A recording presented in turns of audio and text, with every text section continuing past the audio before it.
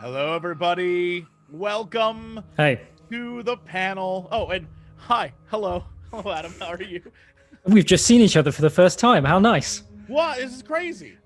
Here I am with all of my Android friends, ready to have some fun today.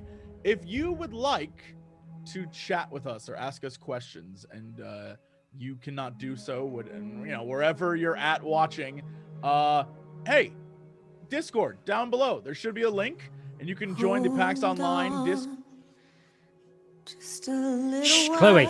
longer. It's too late. We're in the moment. Hold on. Gotta let it sink in. Just let it wash over you. She's just giving us feels straight away. Yeah. We've been online for 10 seconds. Hold on. It's fine. Just a little So as I talk while over this song, longer. you can go Discord, and there we are in Stream 2 Unicorn, and you can chat there as well. We would love to get your feedback and thoughts on stuff we talk about or sing about. We'll find out. Okay. Anyway, hi. My name is Jesse Cox. I am, as you can see, a broadcast jockey. That's the word I'm going to use from now on, and because I love it. And I'm joined today by the lead narrative designer for this lovely game you see before you, Detroit Quantic Dream. Adam. Well remembered. That was tense for a second. What did you? Adam Williams. What do you think I was gonna say? Like some guy, Some somewhere. English guy who I bumped into on the stream. Apparently he works there. That's what I was expecting. So anything, many more than that, I'm grateful for. Yes. No, Adam William is the everything that is happening on the screen right now. I found out that Chloe and we actually don't have a real connection, and when it's all been this written game up, it's all things that you wrote, which breaks my heart a little. She asked me and how my David day Cage. was. I don't want to take all the responsibility. Yeah, so I'm lead writer at Quantic. I work with David on the scripts. Gotcha. So are you saying that when she asks how my day is, that might actually be David asking how my day is? So did Chloe ask you how your day was? Well, yes. Earlier she asked me how my day was. She said she loved my interior design, and more importantly, she asked me, she said, I haven't seen you in a while. I don't know if I mentioned this, but now you see, she is scripted, decorating. but we didn't script her to say that. Your personality. So that's just, she's gone off script with you. That must be real. Well, you must have some kind of special connection that we didn't foresee, because we didn't plan for her to say that. I felt this. Yeah, I felt like this. Yeah. She and I had a thing. Right? She gets you. Mm-hmm. Which, it's I nice. never get anything out of her except history facts. So there's something special about you, obviously. I would love a good history fact every now and again. I'm fine with that. I think if one pops up, that would be perfect timing, actually. So today we're going to go through one of the areas of the game, and we're going to have a conversation about everything that went into the process of making it, and then remind you all, hey, you can pick it up on PC right now. I mean, not only it is on sale, and it's almost a shame we're not doing it today, because there's a special plugin you can use for for broadcast jockeys of very high caliber like yourself, Detroit Community Play, where the community can directly instruct you, or at least vote on what you should be doing as you play along. So it's the perfect time to check it out on PC if you're going to. Now's the time to take it off the wish list and into the basket. It is a ton of fun if you are a streamer to have people tell you what to do. Did you know Detroit was on the Underground Railroad? A route for slaves escaping into Canada during the American Civil War? This is a side of Chloe you never see. You know what? I'm so happy. We said history fact. It took a minute to load. I saw the little circle. She took a while to think about it. Yeah, she was thinking of a good one. An appropriate history fact related to the game, of course. Yeah. That's why she's so smart. That's why she's right here. But that's why she gets the big bucks. Yeah. And I'm just on the stream.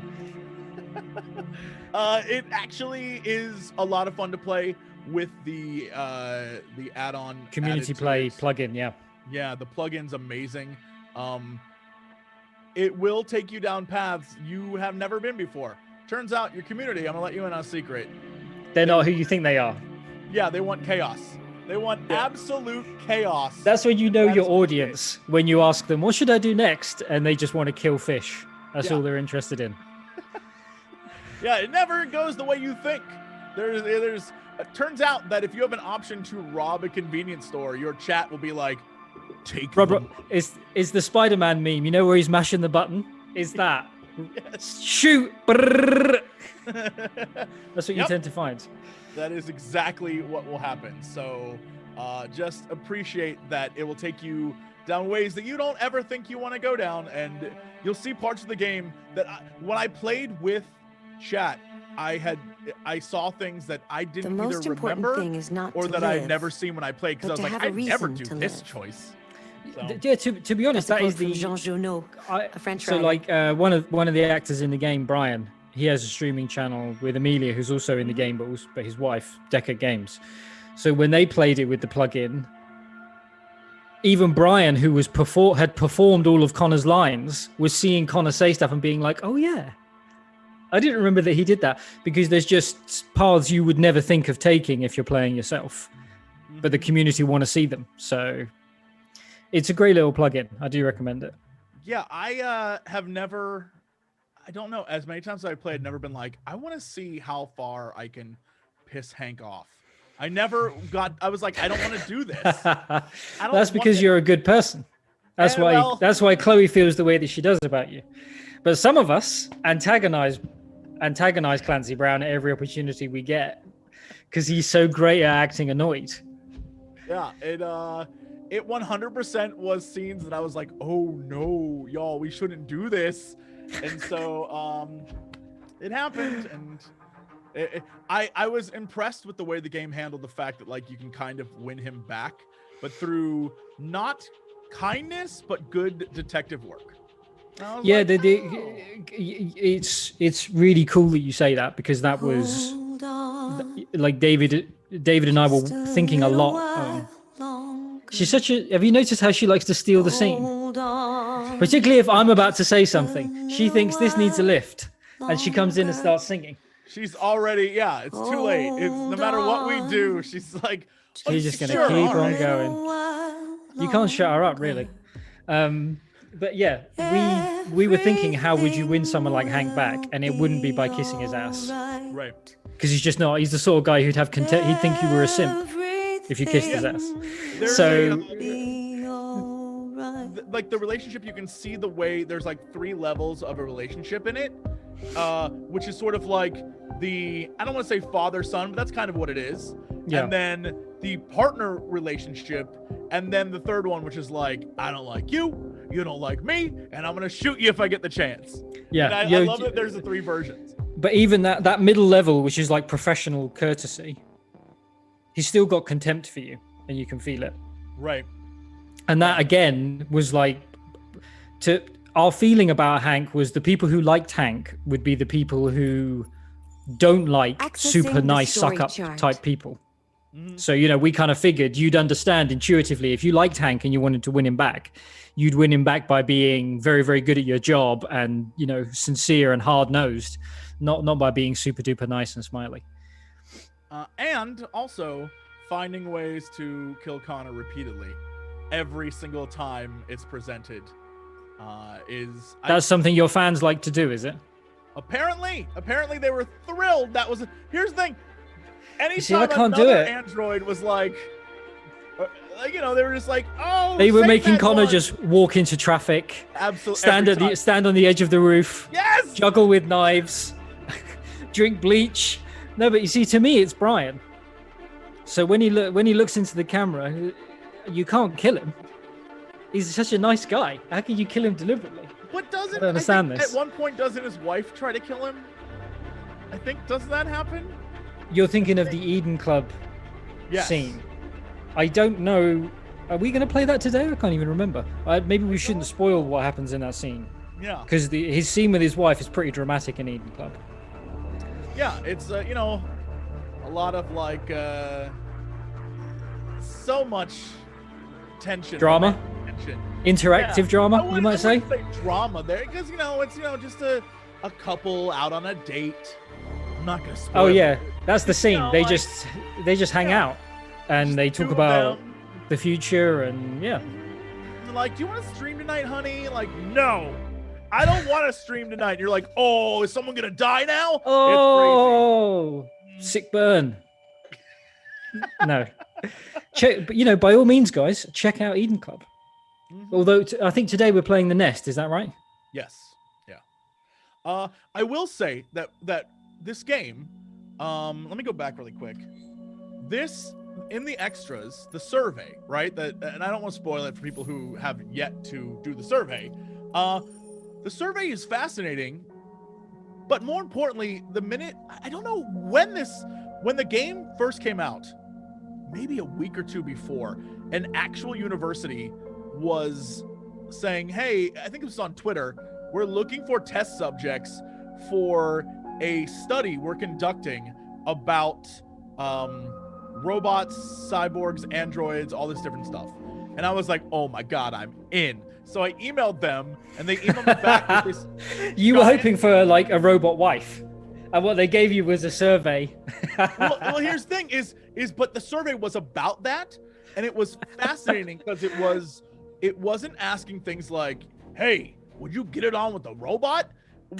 It was like really probing with like, the assumption was, okay, imagine, it doesn't matter whether you are you okay with society doing this? And then here's some other, like, okay, so if you can make an android look like anybody, would you be okay if it could look like a celebrity or a dead spouse? Of these issues, yeah. Yeah, it's fascinating. And then the questions kept on getting more and more very pointed. Probing?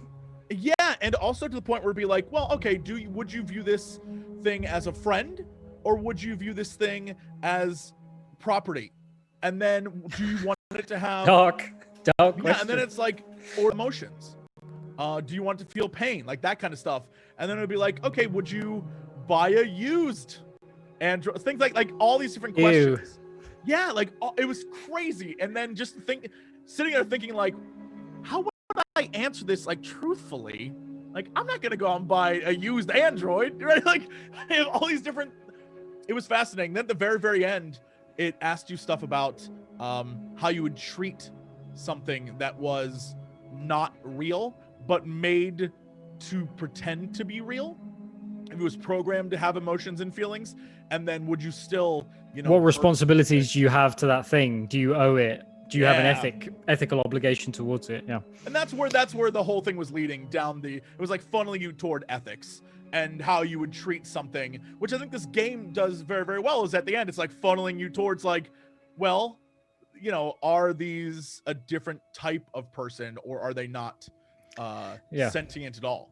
And I think that's the survey thing is we had a lot of universities contact us once the game had come out. So Detroit's broken 5 million units now, and a lot of the people who've done it, a lot of people who've played the game have done the whole survey.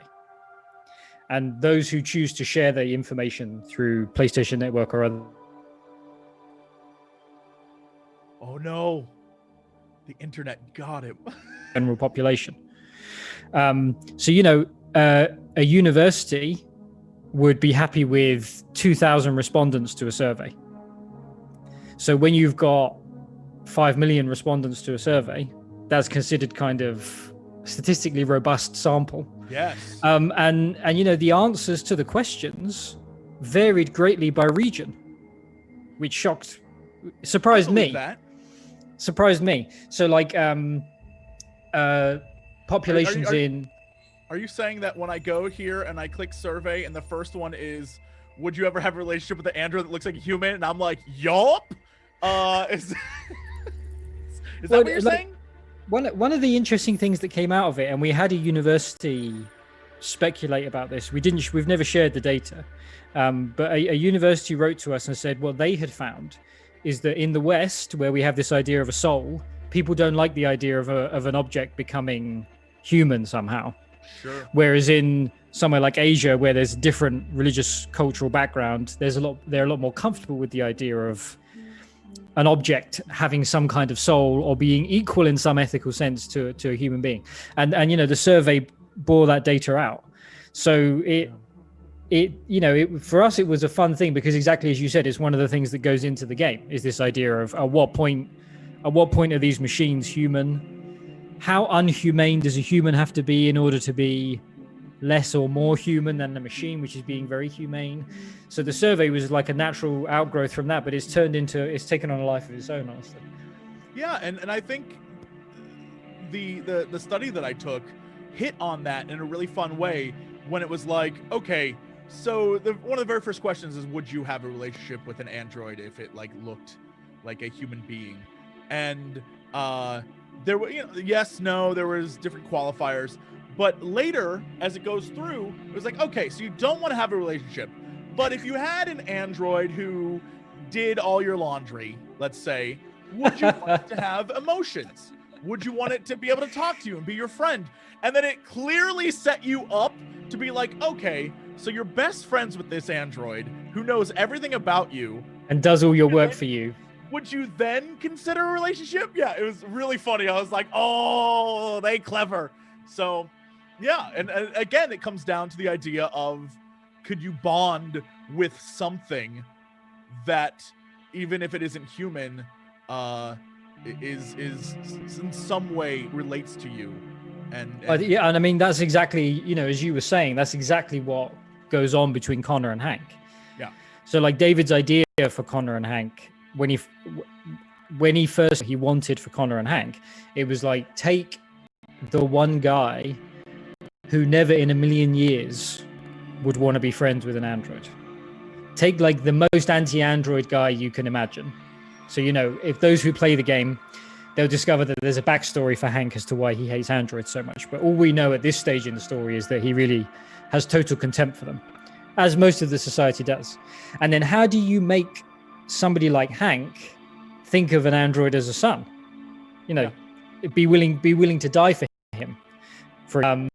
And it's exactly what you said. You do it the way it's that notion of like a frog in hot water.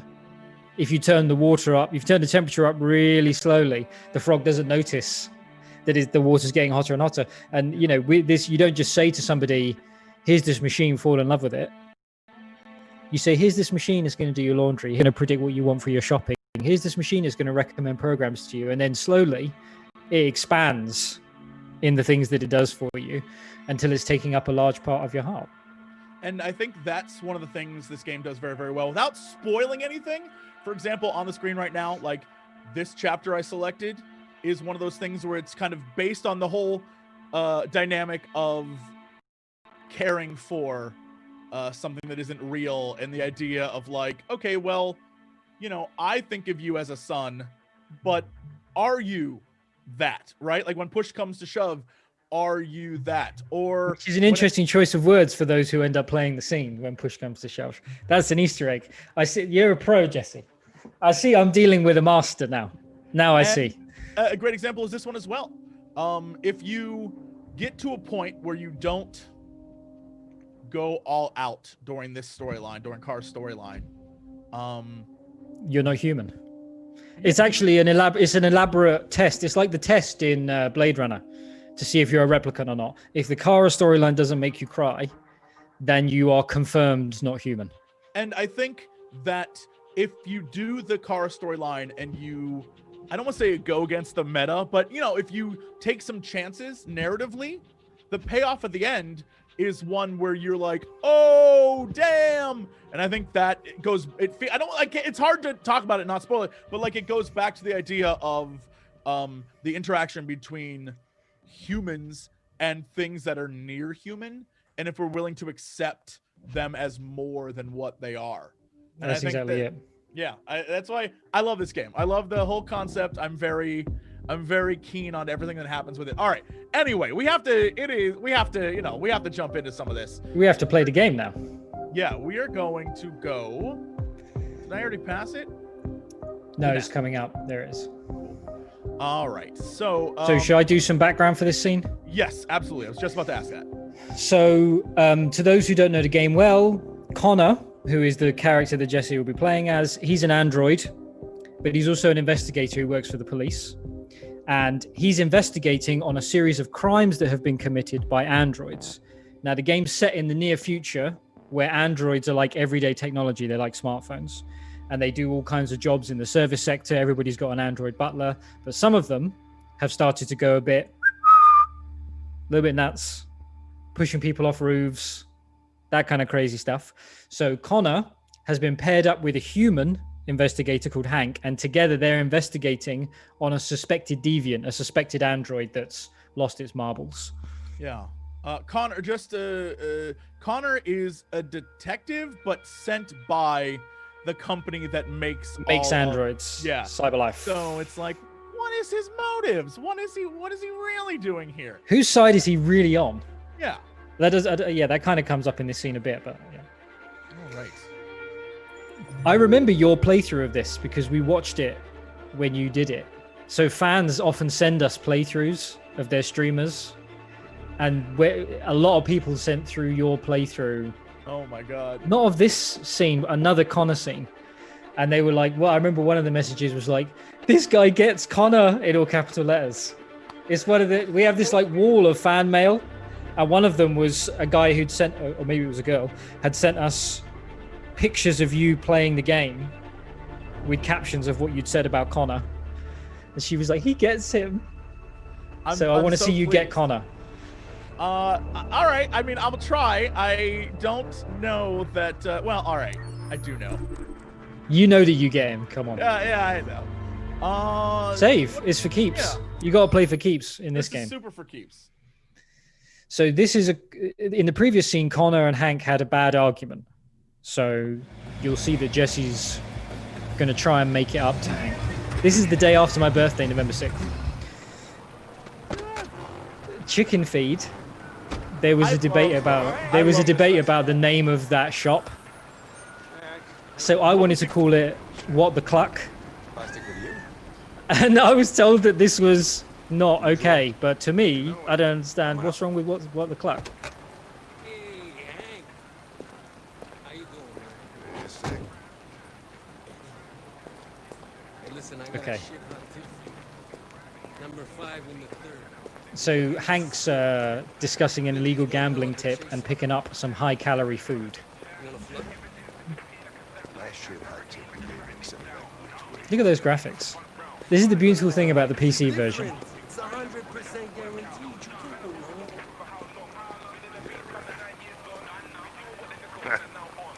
wrong. All right, I'm in. Damn straight. My favorite part of that scene. Won't regret this. There's so many fun acting You choices. should hear how they localize it. It's worth checking out other languages, how they localize the noises. What is your problem? Don't you ever do as you're told? Look, you don't have to follow me around like a poodle. He told you to stay in the car, Jesse. Listen, at all. Obviously. Um, So, do you want to try and build bridges with Hank here? Or are you too cool for school? Are you going to reconcile? Our relationship got off on the wrong foot. It's putting it mildly. Forget what happened and start over. What do you say? Look, he sent me a piece of plastic for a partner, and I'm dealing with it. But if you think we're gonna be buddies, you're as stupid as you look.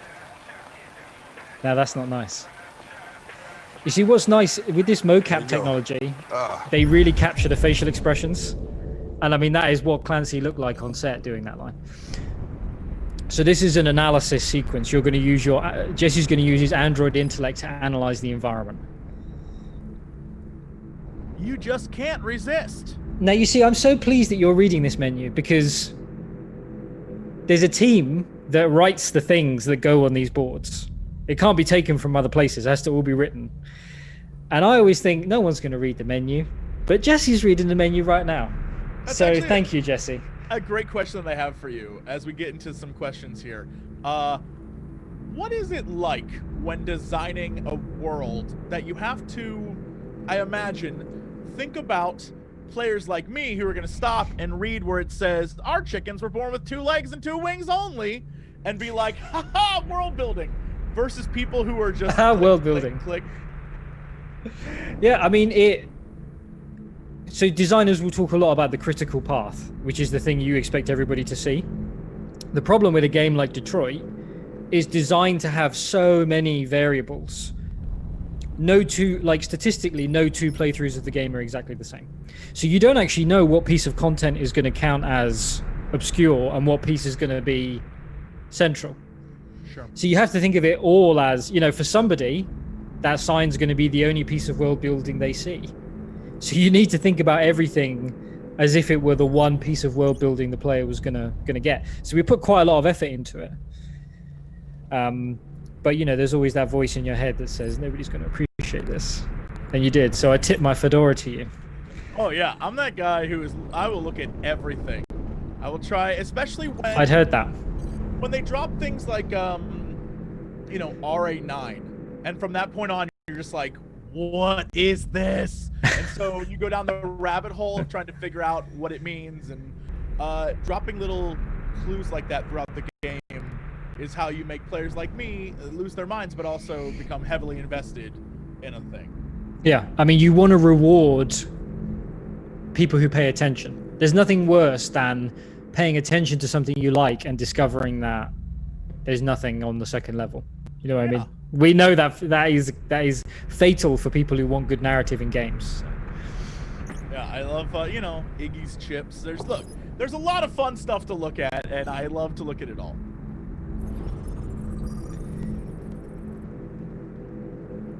It always freaks me out, the birth dates, because the game's set in the future.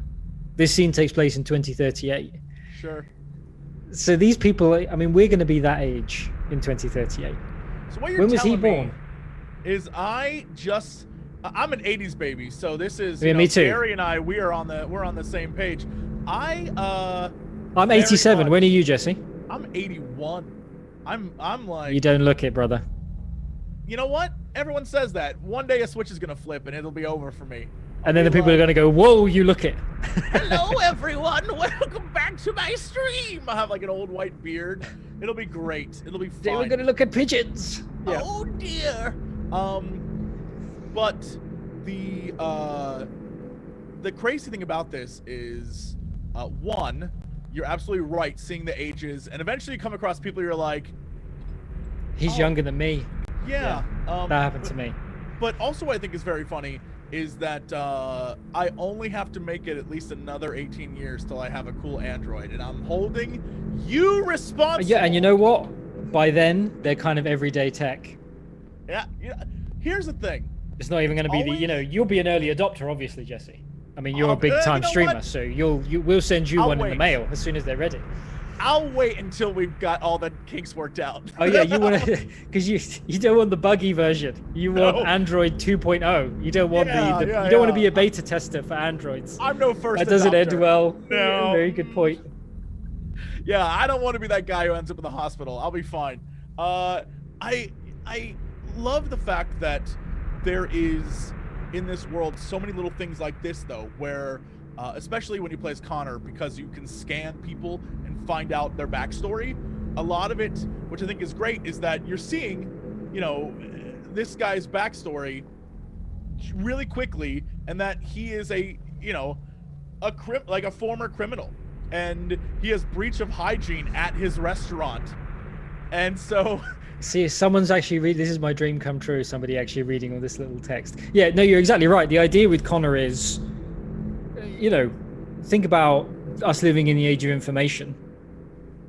The only reason that we can't do this now is that we don't have facial recognition technology on two legs walking around, but all that information is in the public record.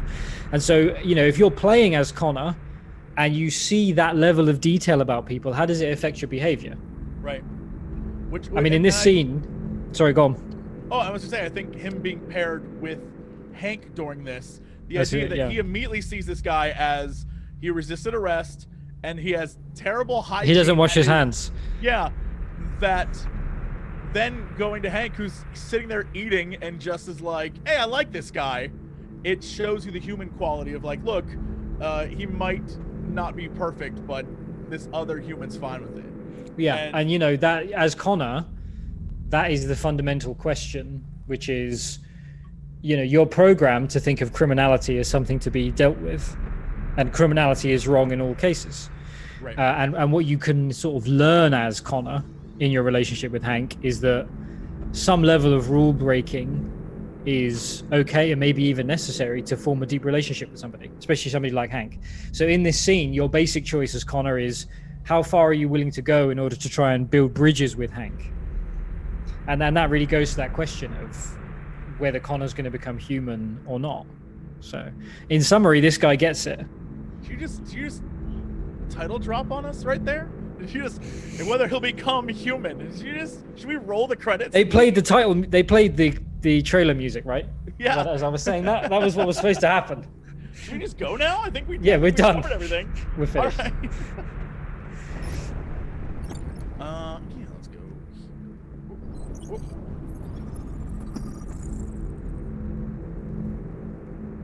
1985. Man, I'm gonna. You know what? He's 2 years older than me, and he's younger than you. I'd be happy to end up like this. Not the curmudgeon-y part, but like, you know. Well, be like Clancy Brown at that age. Yeah, me too. Yeah, eating a burger in 2038. Just, you know. The guy is robust. Yeah. He's a big, tall fella. He's a strapping lad, Clancy Brown. Yes. If you ever have a chance to see him in person, dude is super tall. I was not prepared for it. I'm gonna say 9 feet. 9 feet tall. I feel like that's yeah. He's like he's a little bit taller than one of those double-decker buses. He like looks down on a double-decker bus slightly. He rides on the top of one and like uses his feet to power it. Yeah, that's what I hear. Yeah. He doesn't climb the stairs. He just takes one big step. Yeah. So there was actually a lot of debate about this hamburger as well.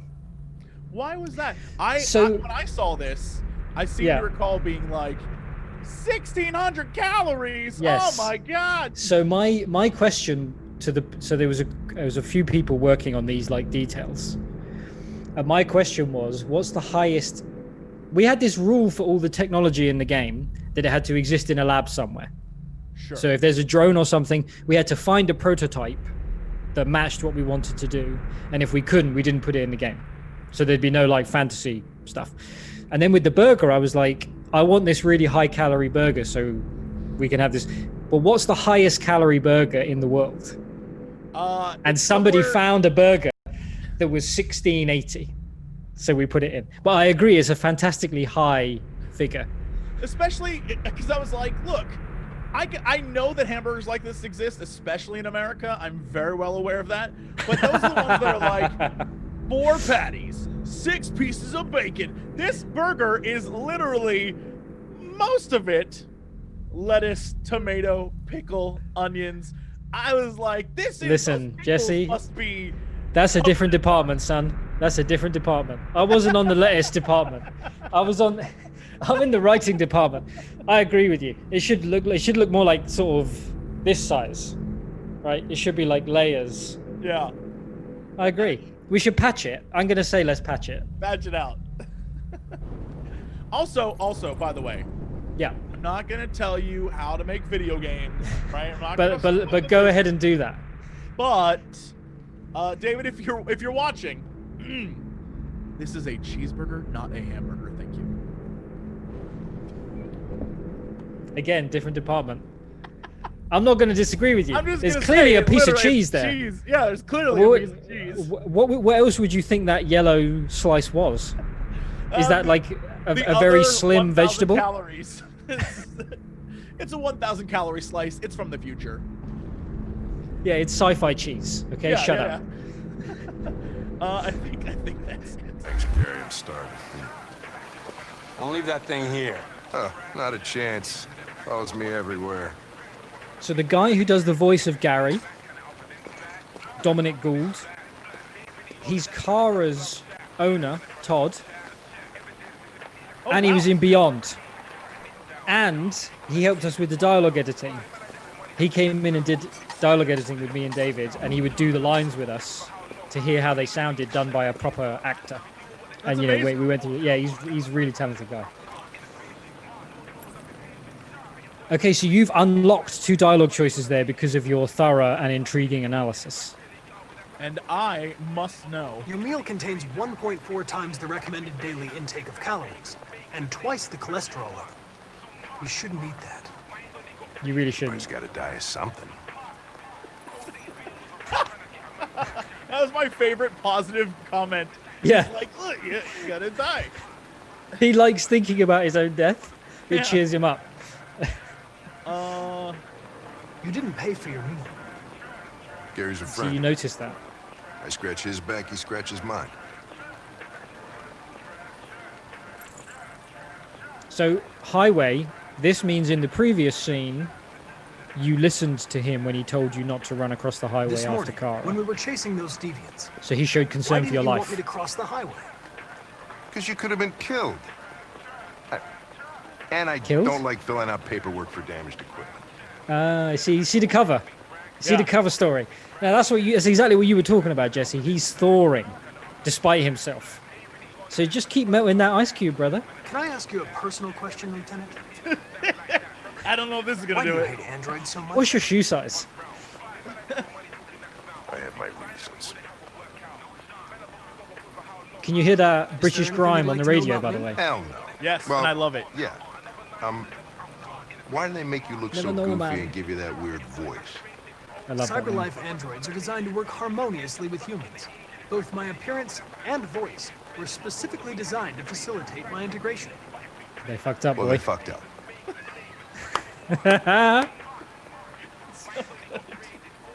But that's I how you should know he tell likes what we you. know about deviants. Right. You read my mind. Proceed. We believe that a mutation occurs in the software of some androids, which can lead to them emulating a human emotion. In English, please. They don't really feel emotions. They just get overwhelmed by irrational instructions, which can lead to unpredictable behavior. Emotions always screw everything up. The androids aren't as different from us as we thought. You ever dealt with deviants before? Deep. So this is a flashback to the very first scene of the game. A few months back, a deviant was threatening to jump off the roof with a little girl. I managed to save her. Oh, so you saved her, Guess you've Jesse, done in all your your save game. homework, Well right? done. I never Know managed to everything save there is her. to know about me. I don't believe that for a minute. It's just a string of deaths. Remember when I played hostage? I'm gonna be truthful with him. I know you graduated top of your class. You made a name for yourself in several cases. He was and talented became the once, youngest lieutenant in hardworking. Detroit. I also know you've received several disciplinary warnings in recent years, and you spend a lot of time in bars. So what's your conclusion? You're a lot. Give him a psychological conclusion. I think you Sincere. should. You should. Sincere. Are you going to be? You're going to open up? Go for I it. think working with Show him an the real officer Jesse. with personal issues is an added challenge. Nice But euphemism. adapting to human unpredictability is one of my features. What do you think of the wink? How good is that wink? Just got a Now, report do you of know? a suspected deviant. It's a few blocks away. We should go have a look. I'll let you finish your meal. You know I'll how be in the hard car it if is you need to me. do I'm a in his bad head wink. now. I'm in his To do a head bad now. wink. Like if you're, say you're very good at playing the piano, and someone asks you to play badly, it's quite hard. So for someone like Brian, who's such a good actor, to say wink Hey, like Connor. incompetently, he's so charming. Run It's out of actually batteries tough or what? for him to wink. I'm sorry. I was Crap making me. a report to Cyberlife. Okay, so the S is You about plan to on get real. staying in the elevator? No, I'm coming. So yeah, I was gonna say it's kind of like when an actor has to do that, Yeah, what are like, the bad acting. You know, like Yes. the like, oh no, you're I'm- here. You do a character who's lying badly. Yes. That's tough for an actor because they can just lie their asses off, no problem. I So wanted, without spoiling anything, certainly, I wanted to show that like that scene, right, has this little bit of interaction stuff here. yeah. And there's a couple of moments in that scene where it refers back to things that have happened. So, you know, for example, if Connor's done badly in the first scene of the game, the conversation with Hank there about having dealt with deviants before is very different. Right. Because if he's, you know, in my cases, he's always done very badly and he's always not very confident about how he's going to deal with deviants if he ever sees them again. And one of the things I think was brought up in even for the trailer for the game, if you go back to that first scene, which we saw the flash of, and you mentioned like I didn't save the girl. In that scene, there are a ludicrous number of paths that lead to, I think, 8 endings? Question mark. So I think in the flowchart there's 8. Yeah, but I'll be honest with you, and you know, this is just the way it is, Jesse. This is not me bragging. The flowchart understates the amount of, you know, we simplified the flowcharts. So the real flowchart is in the office. I often think I should post a picture of it online or something. We had to have a real flowchart of all the cases. David had it in his office, and I mean, it looks like the Andromeda Galaxy. It's ridiculous. So it's been streamlined in order to make it readable. So what is that process like? What is the process of creating the float? Like, I imagine it is hectic and awful, and like you mentioned, the Andromeda Galaxy of just all these pins. You're Pepe Silva-ing this entire thing, trying to create your sort of outline for the game. But what is that like? What is especially as a writer, what is that process of doing all of this, but on, you know, a grander scale that, you know, this is for most of the chapters this is minimal by Detroit standards. Yeah. Yes. Yeah. Well, my background was in TV, and we were aware in like TV in the UK, and we were aware of video games. This was almost 6 years ago now. Okay. We were aware of. You've heard that video games existed. We we had heard of this strange newfangled technology that the kids were using, and we, you know, people were worried in television, and they still are, frankly, about interactive storytelling. So, you know, we were looking at how to be more interactive, and somebody in my department made us watch Beyond Two Souls, and was like, these guys. I remember the meeting. I can't say who the guy is because he's still at my old company, but I remember him saying, these guys are going to eat our lunch if we're not careful. Like, because this stuff's as soon as going to look as good as anything we make, but it's got all these choices in it and so on and so forth. And as a writer, you're always told two things: make the audience care about what happens on the screen, make the audience feel some kind of personal affinity with the main characters. And the choices factor, the additional weapon of choice as a writer, makes both those jobs easier. Because if the character's in trouble, you feel doubly responsible if you actually put them in that situation through the choices you made. So, you know, that is kind of a given. And then you're going to feel more identified to the character because you've helped shape them. You know, you have your Connor. If I'm making a TV show, everybody gets the same insert name of TV character. Everybody gets their own Connor. So I just wrote to David and said, you know, my view was, instead of trying to emulate what they're doing, why not just go and work at that company? So I wrote to David and started working on this. He already had the ideas. He had like a lot of the ideas for this already, this game, when I arrived. So then, you know, how do you go about doing the choices? Just with a lot of hard work. I mean, this is something that I know you know about because you're working on something similar, aren't you? I'm actively trying to make an FMV game. And so currently, right now, we are literally going through the process of creating the mapping stuff. And connecting the cases. Yeah. Yeah. And now that I know that somewhere there is an office filled with, because one of the things happening right now is the writers we have working on it are all from the, you know, script writing world, similarly to you. So they're used to linear stories. Yeah. And so when we see the storytelling, we're getting it as a script. And then we have like early mega alpha versions of just the text as you play through the game, so we can see what that looks like. Almost like a Twine game. Yeah. Yeah. And then after I gotten done, we had a meeting and I was like, okay, can we just like post somewhere the actual visual version of like maybe connecting the dots? Yeah. And they were like, that would be a lot of work. And I'm like, maybe we need to do that. So now that I know that it is a lot of work. It is a lot Now of that work. I know that it happened, I'm going to be like, I need to see this. I need an office. Honestly, the thing is, if you don't do that, like the minute you do that, you notice three things, each of which is catastrophic. Sure. So first, you notice that there's a path through the game that's half as long as all the other paths. That's no good, right? Unless it's by design. Second thing you notice, all your favorite scenes are on one side of the diagram. So, if you use linear writers, the way you're trained, okay, speaking for myself, the way you're trained in TV is there's a right version of this scene and you have to find it. So, in the writer's room, you might have a debate. You might say, oh, this character should wuss out here. And someone else says, no, this character should be tough.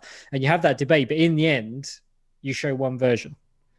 Whereas the whole game here is to say, that's the sort of choice that should be in the player's hands. Mm-hmm. So linear writers will usually find a version of the story that they really like, and then they add the other cases in afterwards. And, you don't want audiences to feel that. You want audience, so you like with these characters, instead of having an arc that was like, okay, this character's going to go from nobody to a revolutionary hero, the arcs were posed as questions. Like, how far would you go? As you were saying with the survey, find a question that's interesting, because then every scene can be you asking the player that question. Right. So as Connor, whose side are you on was the question we had for Connor. Whose side are you on, really? You like this Hank guy very much, but he's a human. You're an android, but deviants are kind of bad because they kill people, but then deviants are only bad because they're oppressed, but you owe your, So I'm sure your writers are doing that, by the way. And, FMV is a lost art. I would love to see a new FMV game because it's such an underrated medium. Yeah. So happy there's still a few still come out every year. And yeah, they capture that sort of B quality cinema that I love so much. So yours doesn't have a name yet. We can't plug it yet, can we? Or can we? No, it is. It doesn't exist in any form. It is just. I love that as a status update. How's the game coming? It doesn't exist in any form. This year's been really rough. So, this year was all planned out, and I was like, what happened this year? Did I miss something? I've been home a lot. I don't know what happened. Don't worry about it. It's not that big a deal. But it's one of those things where even the versions that are when Netflix did Bandersnatch, like even those things, right, which are like minimalized versions where it's only every few minutes one or two choices. I think the idea of creating stories with choice, especially like this, because you're absolutely right when it comes to Marcus or Kara, the other characters that we aren't seeing right now, their stories are a question mark. I love the idea of, sure, you're an android on the run, but it's the whole question is, what do you do when you're on the run, right? It isn't just like you're running and and it is also what was so intriguing to me. So David had the Kara character really when I arrived, because the whole thing began with the Kara tech demo. Yeah. And the really smart thing that he wanted to do with Kara, in my view, was to give her Alice. Because now you have this relationship between a machine and a human, which, Kara is a better parent to Alice than her biological parent is. Right. So in what sense is she less of a mother than a human being would be? To what extent is a human being a question of biology versus behavior, ethics, and so on? And then the other thing it does is she's watching everything you do, Alice. So if you do all this really dark stuff just to get her out of town, she's like, whoa, Kara, she judges you so hard. Yeah, she is, she very judgy. So like kids can be, just always up in your shit, telling you what to do. And it's crazy. But what that means is when you're making these moral decisions, you're not just thinking about what you would do. You're thinking about, what do you want to project to this kid who's looking up to you and expecting you to be better than the people around you. Although when you let your chat play and tell you what to do, earlier on, there's a very dark scene that can happen with that little girl. And for the rest of the game, she judges you and you're like, how can you judge me? after what Yeah, you I know exactly what you mean. I know it's exactly really what you funny, mean. and you're like, what? I have negative relationship with you now because I robbed this store. You're a little monster. Well, listen, nobody ever said life was fair, right? You want the game to feel real. You don't want it to feel fair. That would be a fantasy game, a game where people were fair to each other. Yeah. All right. Before we're out of time, we should jump back into this. Sorry. And keep. How about keep this going. guy? Not much. Just that a neighbor reported that he heard strange noises coming from this floor. Nobody's supposed to be living here. Seems legit, right? Seems legit. Yeah, I can't remember if there's anything down that hallway, but I'm not gonna. The neighbor said he saw a man hiding an LED under his cap. Oh, crap. So check it out. I mean, Just if we have to investigate every time somebody hears a strange noise, we're gonna need more somebody cops. likes birds, right? Hey, were you really making a report I back think it's there an in the elevator? ornithophile. Just by closing your I eyes? think that's the term. Correct. Shit. Wish I could do that. So, you know, be careful, Jesse, because we don't know what we're going to find in here. All I know is it ain't going to be a tea party. You know what I'm saying, brother? Birds. Just could be birds. What It if I could knock just be some more pigeons down? hanging out in there like, what? Ooh, yeah, Anybody I pay my home? rent. Leave me alone, pig. Open up! Detroit police! Oh, did you hear that? Stay behind me. Oh, I Got did. it. The suspect is in there, and he's acting very fishy. Or a bird fell over and dropped their teeth. A big bird. Yeah. Check it out, Jesse. So, now you notice, why are there no lights on in here? Well, because androids don't need lights. So why would an android have an apartment? Well, Unless it was a runaway android. the android is a huge fan of Westworld and loves the maze allegory, and so decided to put that on the wall. And if I come across any RA9, I rather think the shoe is on the other foot, Jesse. you're right. Actually, you're right. Turns out Westworld loves Detroit.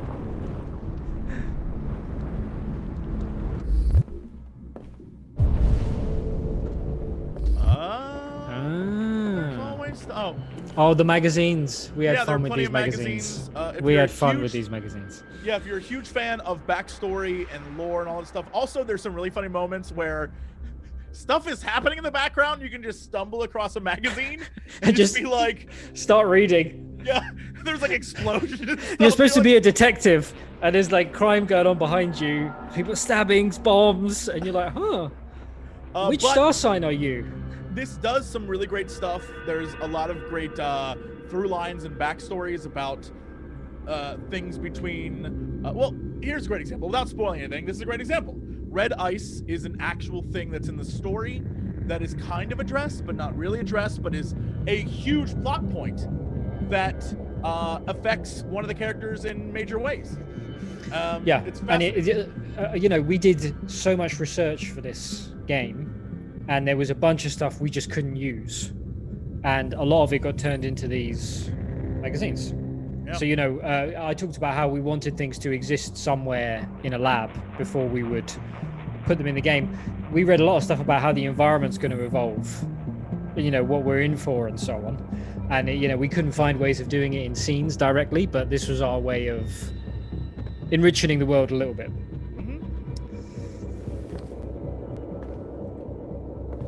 I'll continue. Nothing possibly could go wrong. Look at the lighting on Hank there. I like I was that. just about to say that.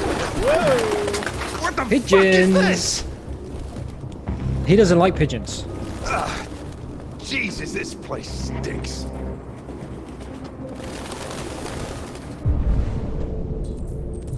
I think there's a mod someone's done where they replace the pigeons with Connors. Have you seen Hilarious. And all the Connors fly away. that? And all the Connors, it's just Connor's head on a pigeon's body, and you know, hundreds of them. Amazing. I'm sure I've seen that. The John Woo style freeze that happens whenever the pigeons fly away. Looks like we came for Yes. nothing. And you're going into, we used to call that the Mind Palace. So this is how an android sees the world, you know, analyzing at the speed of a computer. Our man's gone.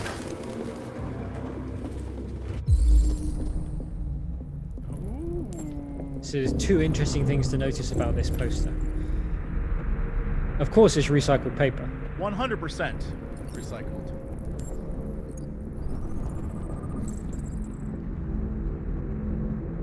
So this is essentially rooftop farms. Is kind of yes, which is a real thing. Yeah.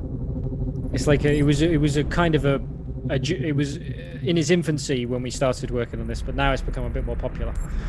Like urban reclamation of ceilings and roofs and this ties back to the idea of Detroit as a whole, both growing and falling apart at the same time. Like some parts of the city are a mess, and then the environment as a whole, and yeah, all the little threads of the game come together in little tiny things like this. It's also Detroit's a very interesting setting because it was the engine of the United States for so long. And you know, even in the Ford Motor Company era, it was the center of the world in some sense. So the idea was Kamsky had chosen it as the perfect place for the second industrial revolution. So you have now found some key piece of evidence. What? Hidden a poster in a wall? Whoever thought of doing that? I don't know. Don't answer that question, Jesse. It's never been done. It's a totally original idea. That is fresh air. Oh, you should have done the localization for this. Oh, what did I find here? It's me, Connor. Why didn't you audition for the part? You'd have got it like that. I don't know. Look, I'm sure there are future games. Call me. I'll be So like, you're available. oh, I'm available to be that guy. It looks like a notebook, but it's indecipherable.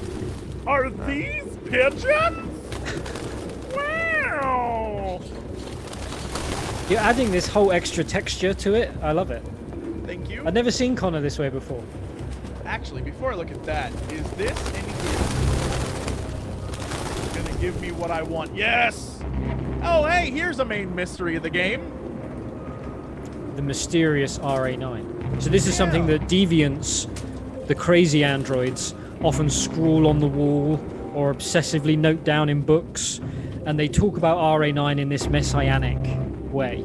RA9 will save us. So, you know, as you're saying, Jesse, who is RA9 or what is RA9? It's one of the big things Connor investigates. Any idea what it means? RA9. Written 2,471 times. It's the same sign Ortiz's android wrote on the shower wall. So you found that in your Why are they playthrough, Jesse. obsessed with this sign? Good investigator. Looks like mazes or something.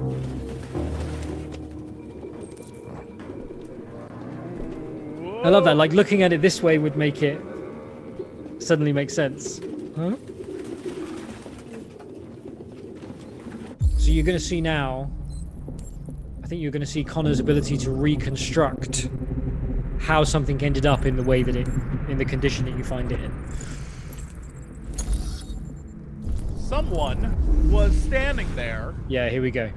Ooh. So you can tell by the angle of the stool and the way that the pen's fallen that it moved in this direction, it's disturbed the dust in that way, and you're able to piece together that the suspect was standing here when you knocked on the door. And that's what that noise was. And that's how fun it would be to be an android. Yeah. And then you can, you know, scroll back to the whole thing like... So again, not only are you an actor, but you could do the SFX. I just feel like we wasted so much money. Imagine if this scene was just me going, oh, people. The reviews for this game would be greatest video game ever made. Sound design. I listened to it without watching what was happening. I just blindfolded myself and used the soundtrack. That's how good the sound design is. Okay, so I don't know what you're thinking. I'm thinking the deviant must still be here. Because he's not had time to escape, and there's just one entrance.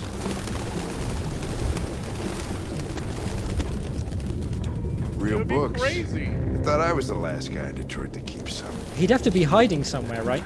Like drying books, you can't smell paper. He should have just, thinking about it now, he should have just been lying down with all the pigeons on him. And then when they flew away, he'd be like, dudes, my dudes. It'd be amazing if he was in the fridge. It just scrunched up. I don't know why I just assumed the fridge was the spot to look there. I don't know what I was thinking. I was like, yeah, the fridge. That makes sense. Can't believe it. This nut job was actually feeding these fuckers. This nut job was feeding these pigeons.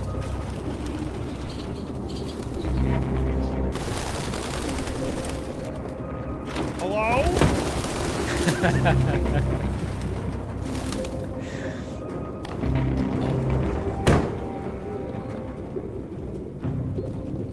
Okay.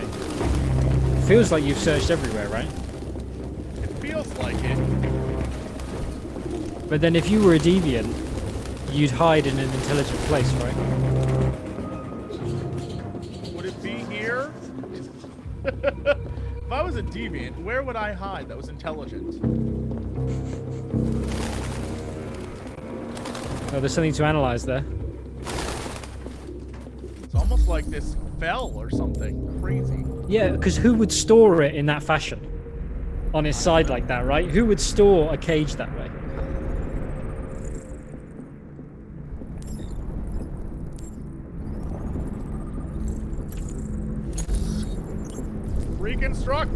Reconstruct. So again, you're going to figure out. You didn't do the sound, Jesse. Magnificent. Oh, there it is.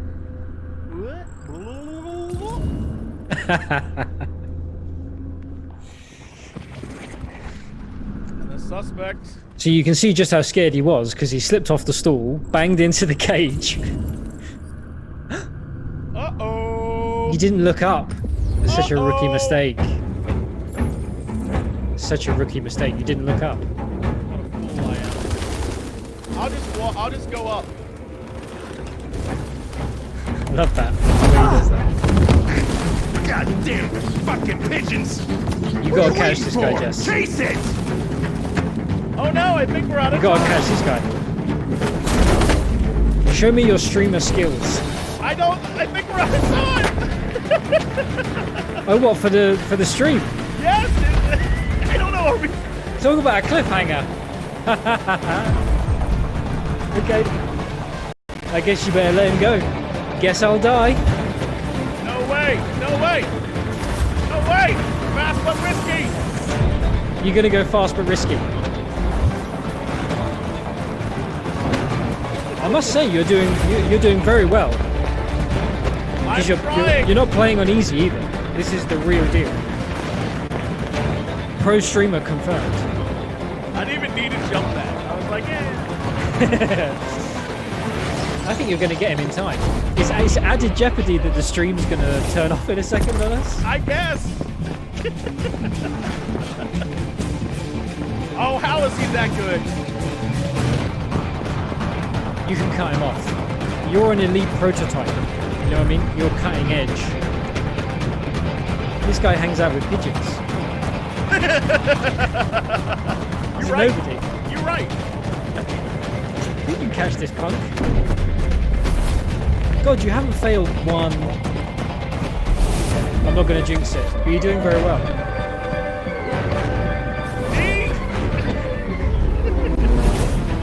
Oh my god, excellent play. Holy shit! Even I'm impressed. I wanted him to light a cigarette, but again, too much. Stop running! Hey, be careful! Hey! I'm working here! He went from New York to Detroit to get some peace and quiet, and this is what he gets. Correct, but crowded, man. It's gotta be.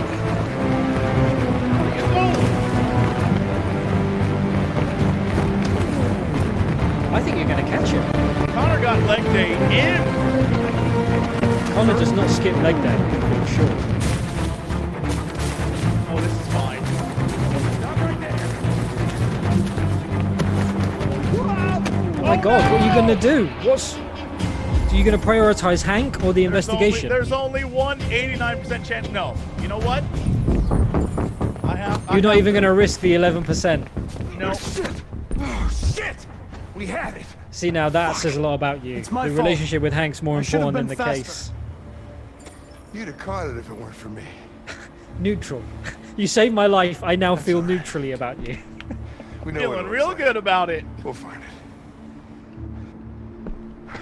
All right, I'm gonna do a wait, right there, and we'll go back to the flow chart, just so you can see kind of like the way Some of the variation. investigation, yeah, and then I guess there was a bad outcome. So there's a lot of terrible things that can happen in that race. Oh, it can go wrong in lots of ways. But Connor is literally replaceable. yes, So, you know. yeah, It's kind of like Final Destination for him, this game, if you're not careful.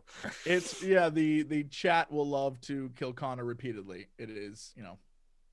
Anyway, we are, I think we're out of time. We're getting the wrap it up.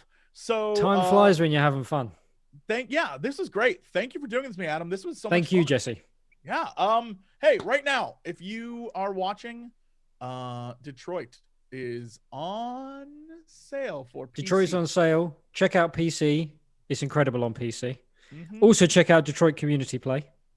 Yes. Fantastic interaction with the streamers and so on. We've pushed 5 million, but we'd like to double that, really. So I've heard that if they double it, that I will be Jesse doing stars all the in the sound next effects. game. The next And we'll game do all is the just sound me. effects. Yeah, it'll be great. I hear only good things can happen from that. So, And for check that, out everybody. check out Jesse's FMV game. Whenever which it comes, whatever year that is, whenever it comes out. You're gonna have a role for me in that game, right? Yeah, you'll be doing all our sound effects. You're so good at them. Well, that's why. Yeah, but like, you know, You just want to mix it up. As Hank would say, you scratch my back, I'll scratch yours. We'll see what happens. I'm not. I'll do anything, but I'm not scratching your back, Jesse. Man. All right. Well, Let's that's try it for us. Thank you, Yes. everybody. See you Thanks, later. Have a everyone. good one, PAX. Bye.